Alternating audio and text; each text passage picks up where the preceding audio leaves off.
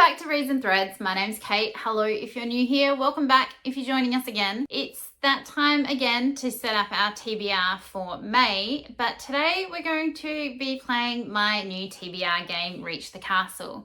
So we'll see how that goes. It is only literally just been finished, so it can change. I'm not going to be strict on anything at the moment, just want to see how it works and plays. So depending on how many rolls, we could end up with somewhere 4 books through to 12 or more on our TBR every month. There will still be also book group books that I may have to add in separately. I am doing Buzzwordathon this year, and I am also doing Becca and the Books catch-up book club. So if they can't be books that I can fit into the game, they will be added on top of whatever we end up with. So I will show you the board, we'll give it a go and see what we get.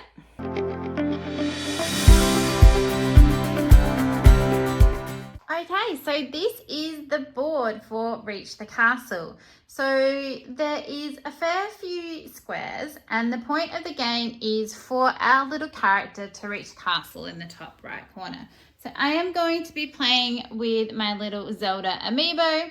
I just think she's cute. She worked really well with the size of the board and just thought she would make a good token for now.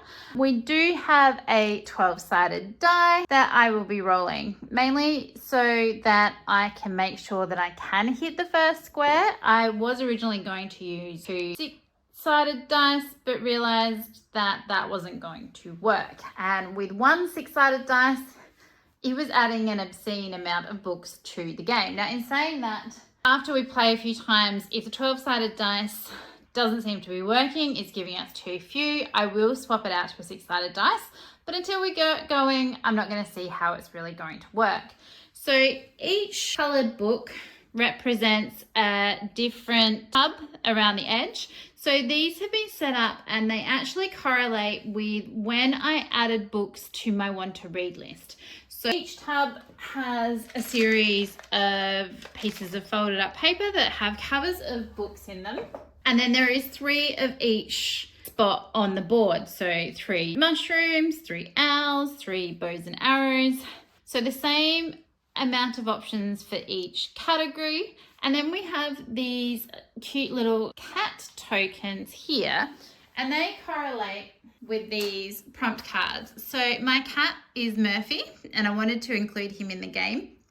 So I've made up Murphy's prompt cards, and there is 90 different cards with different prompts on them that we could possibly get throughout the game. And that just made it a little bit more interesting. Gives me a bit of free choice with what I read. And so really wanted something like that. Now this, like I said, could end up with a range in amounts of books. So we're not going to know what we're going to get. There won't be any punishments if I don't finish all the books, that's fine. It's just to give me a narrowed down range of what I will be reading over the month. There are a few special squares. If we land on this troll here, he is going to knock a book off our TBR. If we land on him first, because that is a possibility, he's going to send us back to the beginning. And if we land on the wolf, he is going to be a bit of a free pick, but he also, I think, could possibly send us back to the beginning. I haven't really decided overly well what the wolf exactly is going to do. So if you do have any suggestions, please feel free to leave them down in the comments below. He could also give us like a choose between 2 books kind of thing. We could maybe do like a flip a coin, and I have to bring out 2 choices. That could be something that's happening. I am up for anything when it comes to the wolf, so please feel free to give me some ideas if you have any down below. If we land on the little fairy village, a little elf village, they are going to be keeping us for a little while for a social occasion. So we're going to take ourselves out on a bit of a self-care date, go to a bookshop, do a little bit of browsing, maybe buy a new book, take ourselves out to a cafe, do some reading somewhere other than home. So So whatever I do decide to do, if I land on that prompt, I will take you with me and we will vlog, and that will be what happens when we reach those. We don't need the exact number to reach the castle. Whatever we get at the end is fine. And once we have reached the castle, however many books that is, that's what we end up with at the end. I do have this cute little dice holder, and I will show the number on the screen after I have rolled so that it's easier to see. I have already pre-shuffled the prompt cards. I don't know whether I'll give them a little bit of an extra shuffle on camera just so you can see that. I am not very good at shuffling cards. These ones are very slippery because they're new. We'll give it a bit of a go. Obviously, the more we use them, the better they will get. But like I said, shuffling, not really my forte. But there we go. So let's give it a go and play our first round of Reach the Castle. If we do land on a prompt, I will put that to the side and we'll talk about it later because it's going to take me a little while to come up with a book that correlates with that prompt. Okay, here we go. Roll 1. We got 3, which is a toadstool. So give them a shake. I don't remember what is in any of these little containers, so it's going to be a mystery to me as well as you. And we got Nora Roberts' Blythe Images. Roll number 2. We got a big number, we got 10.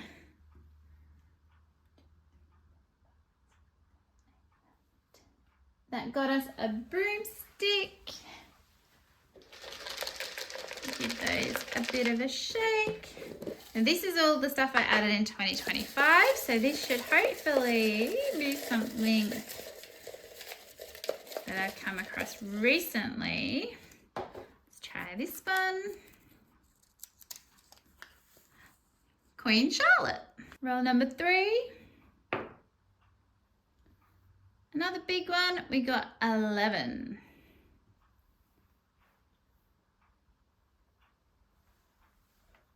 Okay, we got the Crown.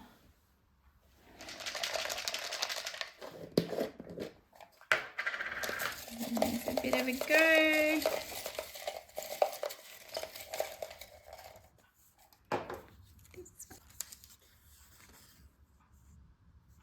Empress of the Fool by David Hare. Roll number 4. We got 9.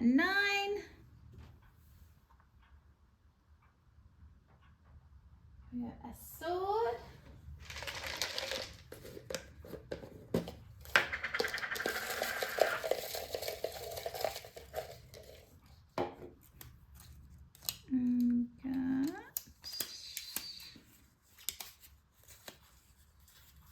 Working for the Devil by Lilith St. Crow.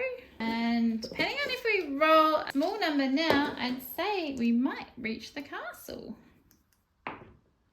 Oh, look at me, spoke too soon. Number 1, which gets us our first prompt card, which is an animal on the cover. Roll number 6 is a 3. Oh, right at the end. We got a broomstick again. So another newer one.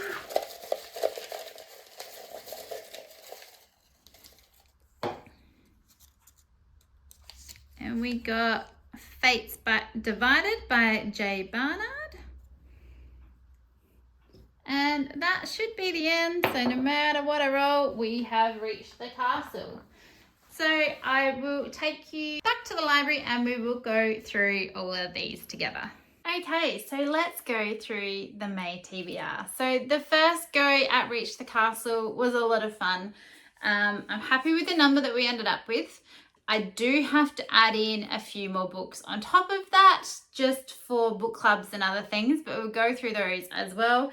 And we'll go through the ones that did come up in the game in a little bit more depth. Now, our first roll landed us on the Toadstool, which I didn't go through this in depth. I might just do this as a new box comes up each time. So the Toadstools are books that I added to my want to read list back in 2015. So we're talking 10 years ago. There's definitely going to be a range of ones that I'm going to be more interested in reading than others. Still, I do want to give them a go though. I don't want to just write them off. At one point, I was really interested in them, and I think they're going to be great. So I do really want to give it a go. And the first one that came up was Nora Roberts' Blythe Images.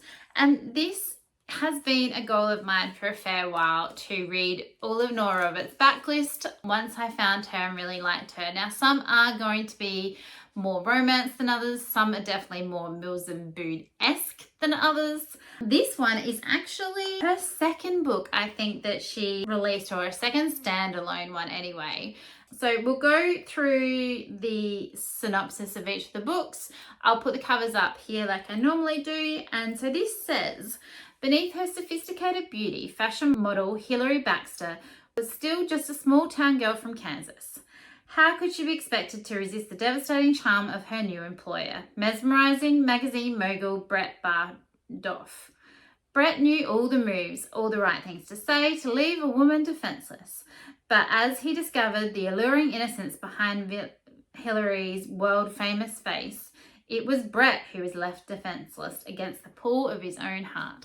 So that sounds extremely romance, which not usually ones that I fully enjoy, but we'll give it a go. It should be a fairly quick, easy read. Most of hers are, and I'm just happy to be able to mark another one off of my Nora Roberts read list. Next, we rolled a 10, which was a fairly high number, and that got us on a Broomstick, which are books that I added to my want to read list this year.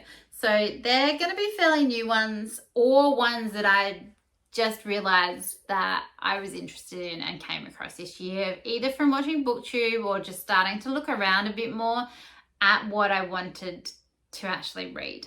So the one that came out was Queen Charlotte by Julia Quinn and Shonda Rhimes. Now, I added this after realizing how much I enjoyed the Bridgerton series, and having watched this series on Netflix, I decided I wouldn't mind reading the book. So I'll read you the synopsis of this one. So we are one crown, his weight is mine, and mine is his. In 1761, on a sunny day in September, a king and queen meet for the very first time. They are married within hours. Born a German princess, Charlotte of Mecklenburg-Strelitz was beautiful, headstrong, and fiercely intelligent. Not precisely the attributes the British court had been seeking in a spouse for the young King George III. But her fire and independence were exactly what she needed, because George had secrets with the potential to shake the very foundations of the monarchy. Thrust into the new role as a royal, Charlotte must learn to navigate the intricate politics of the court, all the while guarding her heart, because she is falling in love with the king, even as he pushes her away. Above all, she must learn to rule and understand that she has been given the power to remake society. She must fight for herself, for her husband, and for her new subjects, who look to her for guidance and grace, for she will never be just Charlotte again. She must instead fulfill her destiny as queen. So I think Murphy finds that one interesting. Let's remember. Sorry about that. I'm not sure what's wrong with him, but you never know, he may join us. Hello. And we'll move on to our next one. So that does sound interesting. I am looking forward to reading it. I really did, like I said, enjoy the show when I watched that, and I'm looking forward to giving the book a go. Sorry, he is being extremely distracting down in the corner. So our third roll got us and 11, so another big number, and we landed on a crown, which were books that I added to my want to read list in 2018, so not as long ago as the others, but still a fair while. So what we got was Empress of the Fall by David Hare, and I will admit I don't remember why I added this one or what it's about, so we're going to find out together. So Empress of the Fall is book one of the Sun Surge Quartet, the sequel series to the Moonlight Quartet, which hopefully doesn't mean that I have to have read that one first. If that is the case, when I look into it a bit more, I will go back to that first one. But this one says, the Emperor is dead, long live the Empress. Emperor Constance is dead and his rivals are scrabbling for power. But any misstep could plunge the land, already devastated by the shocking outcome of the Third Crusade, into a calamitous civil war. The imperial throne is not the only one in jeopardy. Two brothers, imprisoned veterans of the Crusades, finally return home to find their father's kingdom being plundered. But the price for regaining their birthright will have far-reaching implications for the entire empire. In the east, Sultan Selim, peacemaker and visionary ruler, faces his greatest challenge as his people demand an invasion of the west. In retribution for the Rondinian Crusades, and lurking in the darkness, orchestrating both the power struggles and the inevitable conflicts, is a shadowy group threatening to destroy civilization. Oh my God, threatening to destroy civilization itself. Once more, Urta stands on the brink of cataclysm. It does sound good. I'm not sure where I came across this, where I just saw it somewhere and thought that it sounded interesting and didn't realize that there was another quartet. So I will look into that. If I do need to read the first one, which was the Moontides Quartet, the first one in that is called Mage's Blood. And that one says, the Moontide Bridge lies deep below the sea. But every 12 years, the tides sink and the bridge is revealed. Its gates open for trade. The Magi are hell-bent on ruling this world and have led armies across the bridge on crusades of conquest. Now the Moontide is almost here and the people of the East are ready to fight. Again, that one sounds really good. So I will do a little bit more digging, see what it goes, and whichever one I end up reading, I will let you know. I'm going to go see if I can help Murphy out with whatever is happening with him and be right back. Okay, sorry about that. I have opened the front door, so hopefully Murphy will be happy with that and we can get back into the TBR. So our fourth roll, we rolled a 9 and we landed on The Sword, which is books that I added to my TBR in 2014. So a while back. And we ended up pulling out Working for the Devil by Lilith St. Croix. Now, I have had Lilith St. Croix on my radar for a fair while, but I've never read any of her stuff. And so the one we got sounds like it might be her debut novel. I'm not sure. There's an extremely short synopsis on Goodreads, and that is, when the devil needs a rogue demon killed, he calls Dante Valentine. A cross between Laurel K. Hamilton's Anita Blake and Kim Harrison's Rochelle Morgan in this sassy debut novel by St. Croix. And that is literally it. I know nothing else about it. So hopefully Working for the Devil is going to be a good read. I have read Laurel K. Hamilton's Anita Blake series to a point. It got a little bit insane about 10 books in. I think I stopped and just thought, no, I can't do this anymore. Hopefully it'll be good. I haven't ever read Kim Harrison's Rochelle Morgan books, I don't think, but this is an urban fantasy, so hopefully it will be an interesting read and very different than a lot of the others that we have added to the TBR so far. For prompt 5, we rolled a 1 and we got our first prompt card, which was an animal on the cover. Now, what I originally picked for this, I was super excited about, and then I have since changed my mind, knowing how much I enjoyed some of my reading this month little bit of a spoiler. So I am going to be picking book 2 in a series, Curse of the Siren Queen series, and it is called With Dagger and Song. This has been my first time reading Helen Shearer, and I really enjoyed the first one, which was Lair of Bones, that I literally just finished like a day ago, I think, from when I am filming this. So I am eager to get into the second one, and you can see from the cover that there is a snake just in the bottom corner. So I'm going to add that one to my TBR, and knowing how good the audio was for the first one, I'm going to try and get it on audio, so then at least I have an audio read for this month. But I do still already have a version on my Kindle app as well that I could read that way. I don't want to tell you a huge amount about this book in particular because it is the second in a series, but the first one we followed Ro and Odie, as that Ro is a siren and Odie is a captured human, and Ro was competing in a set of trials to try and become the new queen of the sirens. Now, she is extremely low born. Her mother is imprisoned for an extremely long time after a previous incident where she has killed an entire lot, I think, of elders. So I think there were 6 or 7 of them. We don't know all the details of what happened, but for her entire life, Ro has been shunned, kind of. She had to wear a gold circlet around her forehead, and everyone knew that her mother was a criminal. It was a really good first read. It was my first Helen Shearer, like I said. I really enjoyed the book and am eager to continue. So really glad that I was able to add that one to my TBR. Okay, hopefully I've now given Murphy some more food that will get him to be a little bit happier with his circumstances. Okay, roll number 6 got us a 3, and we landed on the very last space that we could have possibly landed on, which was the broomstick. Again, books that I've added to my TBR this year, and we got Fates Divided by J. Barnard. This is one that I think just came up for sale on my Apple Books at some point, and I thought it sounded interesting. I will read you the synopsis, so I will probably be reading this one on there. And it says, her powers can make the elements change, but Elena will never change how the Fae see her.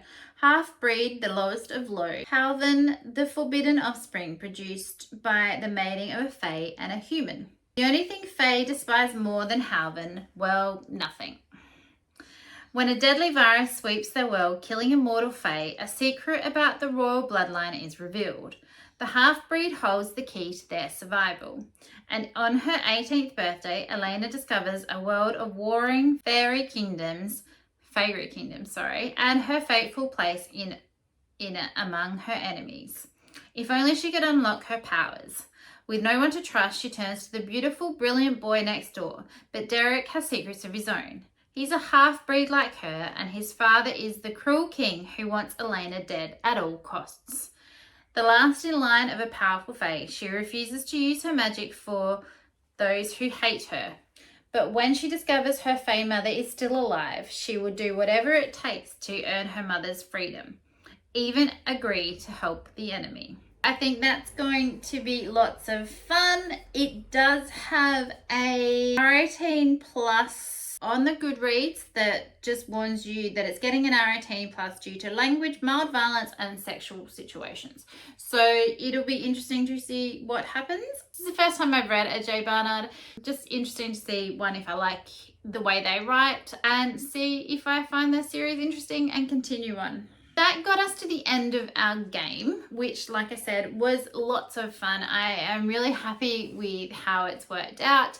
I will still make a few little tweaks to it. I'll probably, like I said, pop the cards down on the board more. There is magnets on the backs of all of those cards that I have cross-stitched.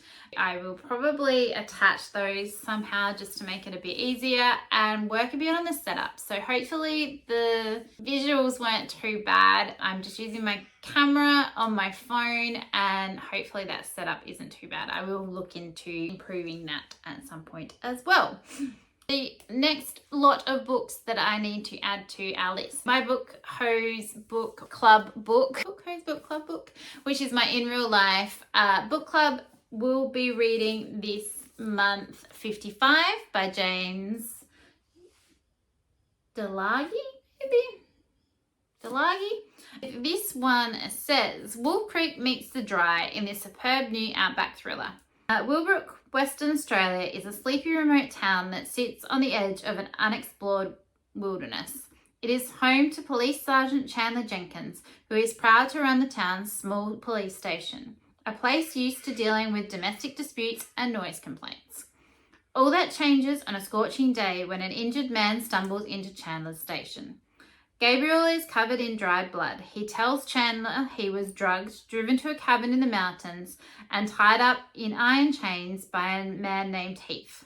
Heath told Gabriel he was going to be number 55, his 55th victim.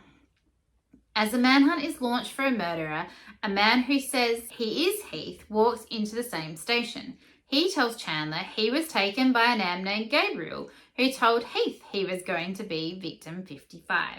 Two suspects, two identical stories. Who is telling the truth? So hopefully this one's a good one. I did look up this author to see if I could add this book into my Aussie April because it's set in Australia. I decided not to. The author, I think he's Irish, though he has lived out in Australia at some point over his life. Hopefully it's a good one. I borrowed this one from the library. It's got huge font and major spacing, so it should hopefully be a fairly quick read.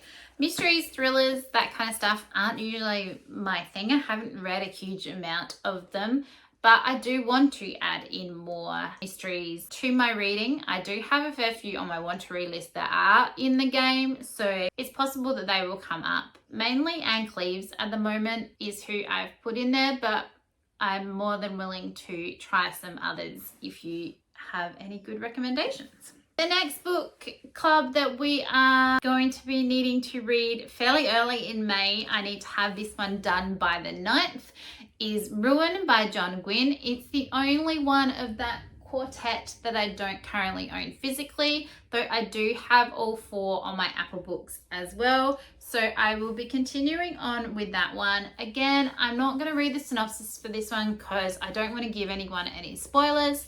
But we are following a series of characters as we come towards prophesized war between the gods themselves. And then their representatives on Earth, which will be by someone called the Black Sun and the Bright Star. Sorry, my blank. And each character is starting to fall into place as to hopefully which side they're on, good or evil. We don't really know. All of our characters have started moving around a lot more, integrating more. It's been a really good read. I have chatted about the first 2 books in previous vlogs, which I will link down below. I will also link in Becca's catch up book club announcement video and all that kind of jazz. They've done 2 live shows now, which were a lot of fun. And so the next live show is on the 9th. I think at this stage I will pop that in as well if that has been properly announced to this video. It is good fun, and if you are able to actually sit on a live show and interact with everyone at the same time, it was a lot of fun. I really recommend it. So I will put all the info down below. It's probably not too late to join in if you're a quick read. Anyway, you could probably catch up. You might have read a couple of them before, but it is lots of fun. And the last challenge that I am doing that requires me to read a monthly book is Buzzword Challenge, and this month prompt is to use 2TO or 2TOO in the title, and they did recommend like a how-to guide or anything like that. I don't really read a lot of how-to guides, non-fiction kind of things. So I did have a bit of a look at my want to read lists, and I came on a new book that I added recently, which is To Kill a Fae by Jamie A. Waters. And I think that's going to be the one that I read at the moment. Again, I have this either on Apple Books or my Kindle, one of the two, so that will be fine. Synopsis for that one is: the darkness holds more than just secrets. Marked for death, Sabine escaped from her home more than 10 years ago, but the wild hunt will never give up. It should have been easy to stay hidden. All Sabine had to do was keep her head down, avoid telling anyone about her past, and above all else, not let her glamour drop. Even the best laid plans eventually fall apart. When a charismatic stranger arrives in the city, Sabine finds herself unwittingly drawn to him and the power she can sense hidden within him. Keeping her distance is nearly impossible, especially after a life debt is called due and she's tasked with helping steal a rare artifact. Sabine is the only one who can break the magical barriers protecting the item, but that means revealing the truth about her identity and exposing her darkest secret. Unfortunately, the Fae aren't the only ones hunting her, and the most dangerous monsters aren't always confined to the dark. So that does sound really good, and I'm looking forward to reading that. And that is the first book in the Dragon Portal series. So again, will give me another series to add to my already reading series, which is fine. I always like a good series. And see how we go. That has given us a total of 9 books on my TBR, which is probably going to be a bit of a stretch, but we'll see how we go. If I can get some of them on audio, that will definitely help. Like I said, while I was showing you the game, if I don't read them all, that is fine. It's just to help narrow down my choices from a huge 500 plus TBR to a bit more manageable slices that give me a bit of guidance along the way as well. So hopefully you liked the first go at Reach the Castle. I am really happy with how it's worked out, and a huge thank you to my friends for helping me out with ideas, Kate for helping me cross-stitch some of the little spaces. And if you have any ideas of what could happen if we land on the wolf, feel free to leave them down below. Let me know what you're planning on reading in May. I would love to know. And if you have read any of the books that I've come across, what you thought of them, it'd be great to have a few conversations down below. If you haven't already and you like this video, please subscribe. I'd love to have you around.